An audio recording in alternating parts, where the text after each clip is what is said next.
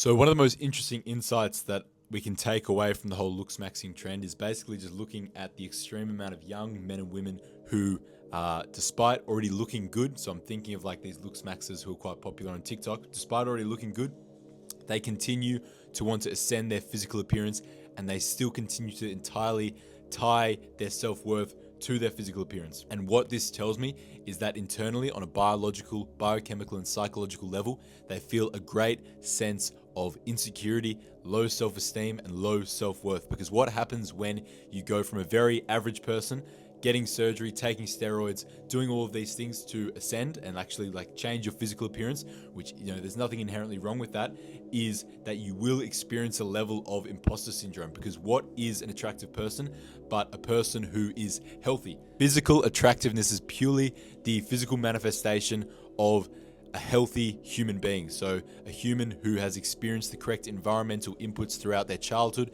and while they're in the womb.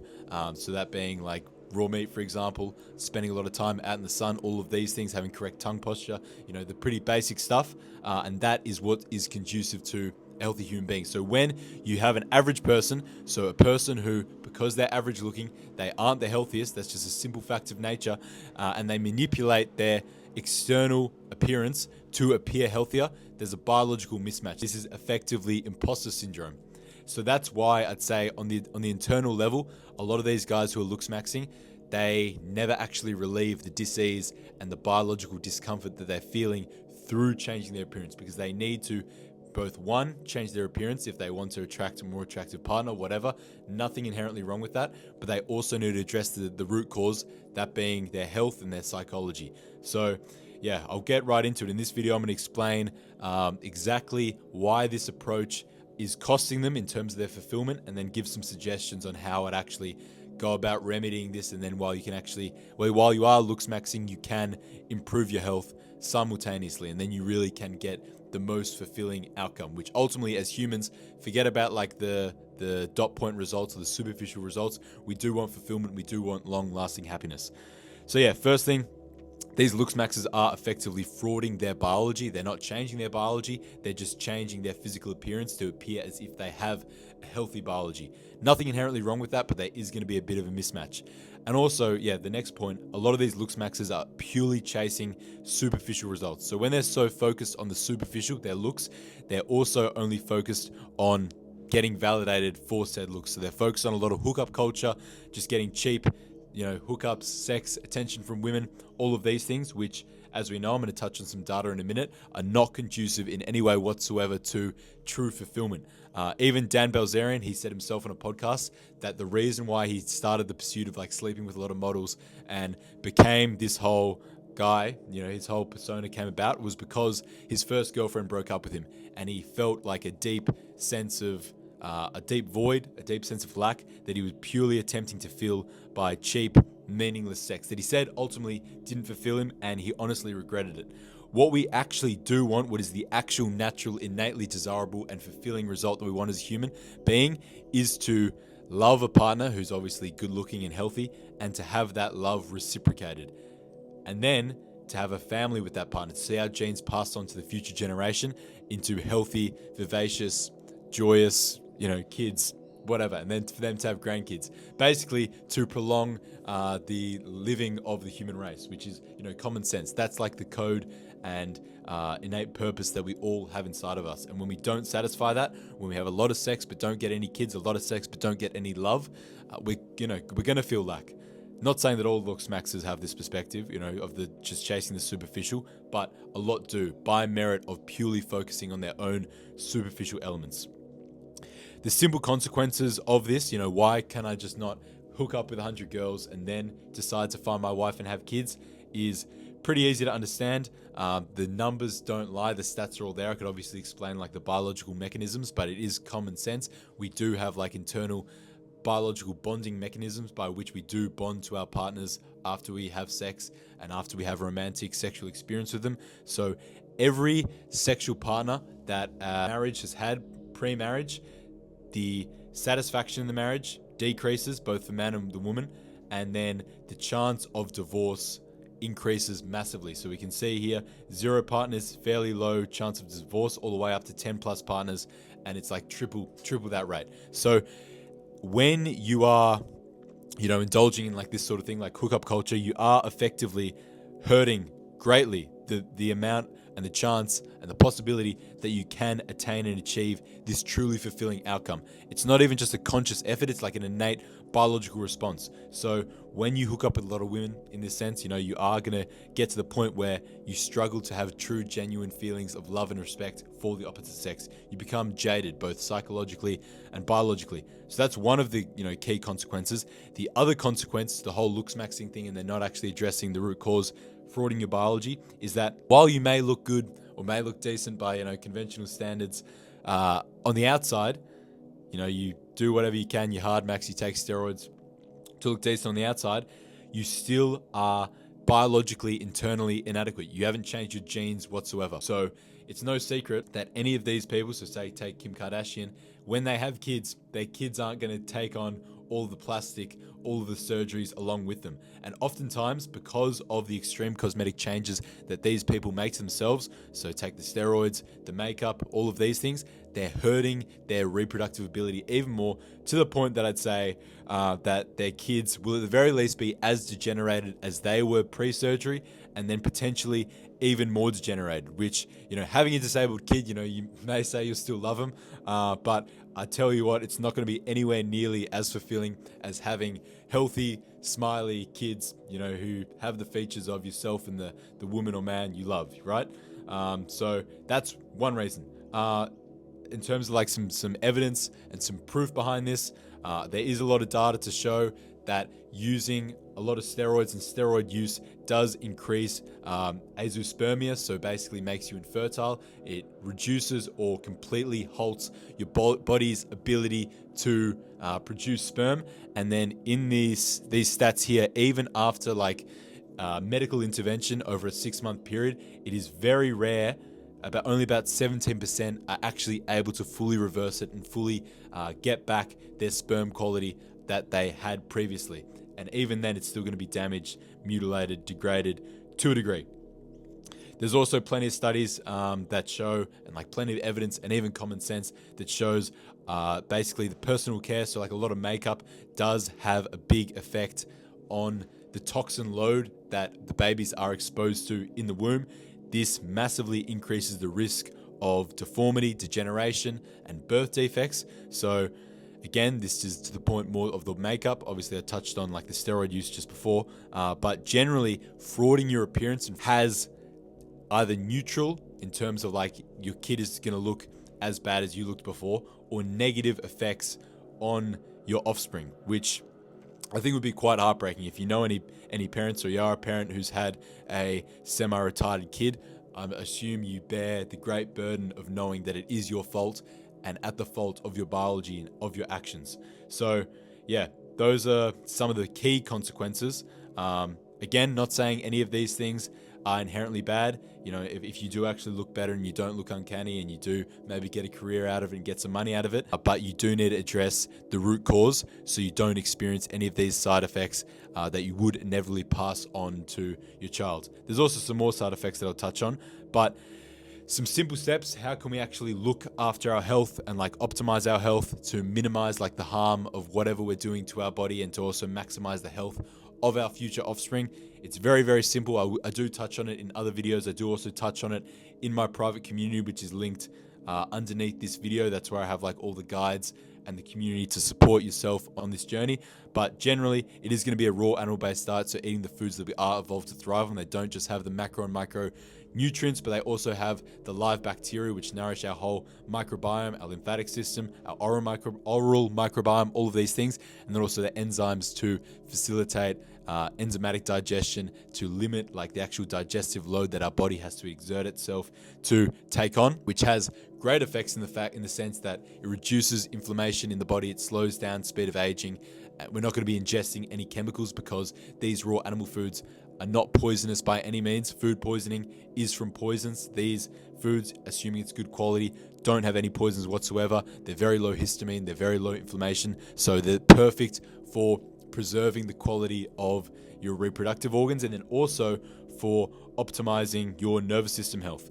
The other thing that is excellent to do, and almost and as crucial, not almost, as crucial to do is focusing on your quantum biological inputs. So the sun, grounding, optimizing your mitochondrial redox, so optimizing the energy output of your mitochondria, reducing inflammation via grounding, for example, getting rid of the free radicals and the subsequent inflammation that comes along with it, getting, grounded in the ocean is also great. These things in general, just in terms of like big picture biological effects, are going to reduce oxidative stress. So they're going to reduce inflammation and the degradation and aging of cells.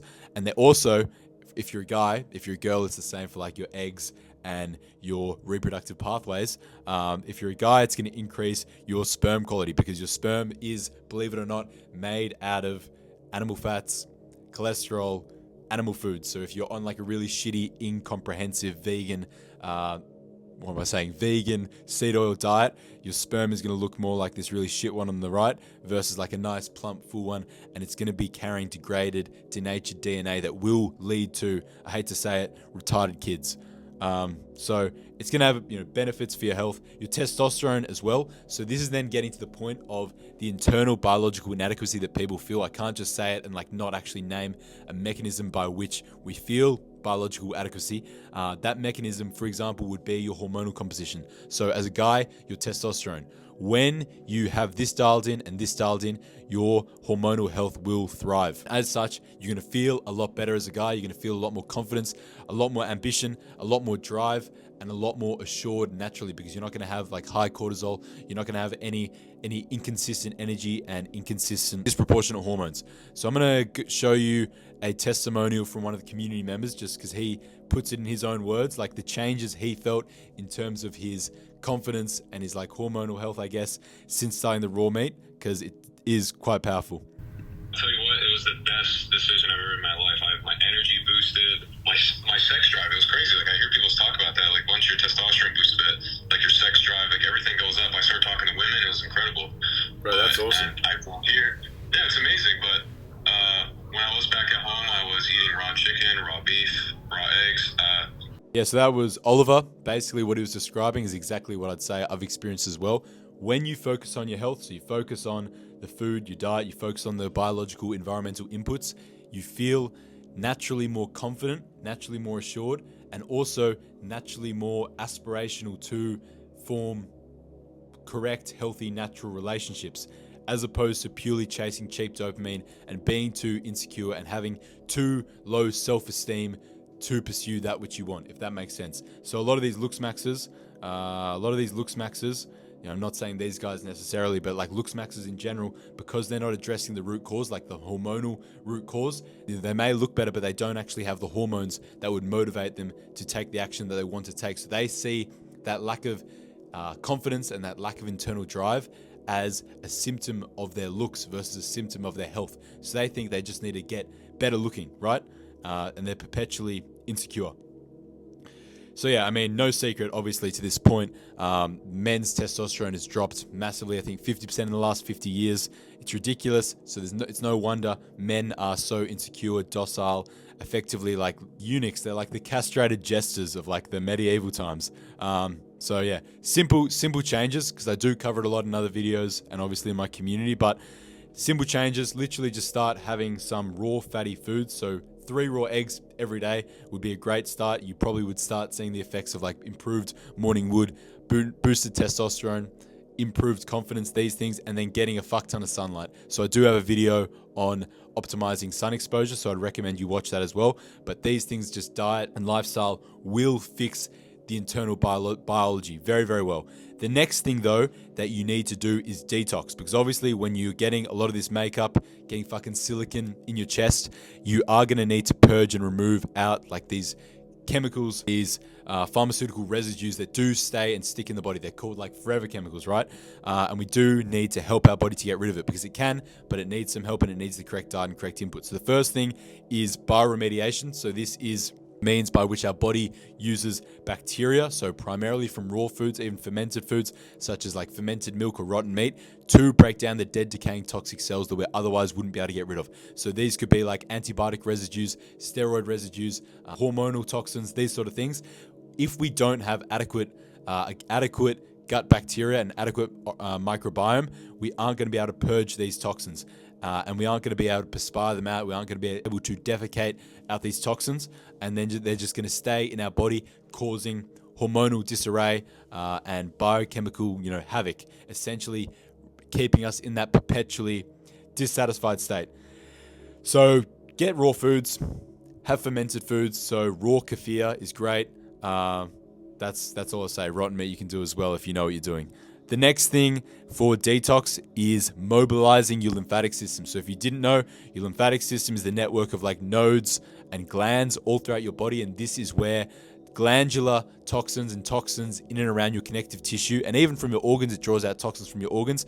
This is where they're broken down. So you may notice when you have like a flu or some sort of cold, you'll have inflamed sinuses, which is your lymphatic system. And this is because they're breaking down toxins in the sinus region to then be either perspired out or like come out through like mucus. For example, a lot of people, because of their diet of like hydrogenated seed oils and like sedentary lifestyles, this is all congested and hardened and like lacks mobility. So one of the things we need to do, though we can also, if you're a girl, sweat out and perspire and like get it out via dead skin, the parabens, phthalates, heavy metals in makeup, and then generally like BPAs and plastics, for example, is we need to mobilize the lymphatic system. That can be done through just general movement, like jumping up and down, getting the blood flowing, getting the lymph flowing, as they say, or the chi flowing or something. That's one way. But then the way that I'd actually recommend, which is the most effective way, is a hot bath. Think of it like a sauna.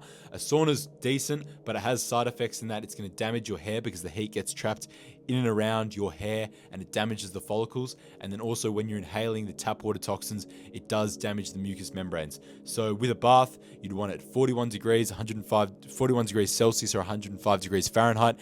2 cups of raw milk, 3 cups of 3 tablespoons of apple cider vinegar, a handful of sea salt. You pour that in the bath, mix it all in. This binds and neutralizes the standard tap water toxins, so it's not going to be absorbing in through your skin. And then you stay in the bath for like 30 minutes at least. You're going to sweat out a lot. It will be difficult, but it's going to loosen up and mobilize the whole lymphatic system, and you're going to be sweating out toxins in the process. And versus in a sauna where you sweat out the toxins, reabsorbs right back in, all the toxins are going to dilute into the bath water, so you're not going to have any issue with reabsorbing. But this is the way, these two are the methods by which I would detox these medical residues out of your balls if you're a guy, out of your ovaries if you're a girl, out of your face, so you can be more confident that your kids won't be, retarded.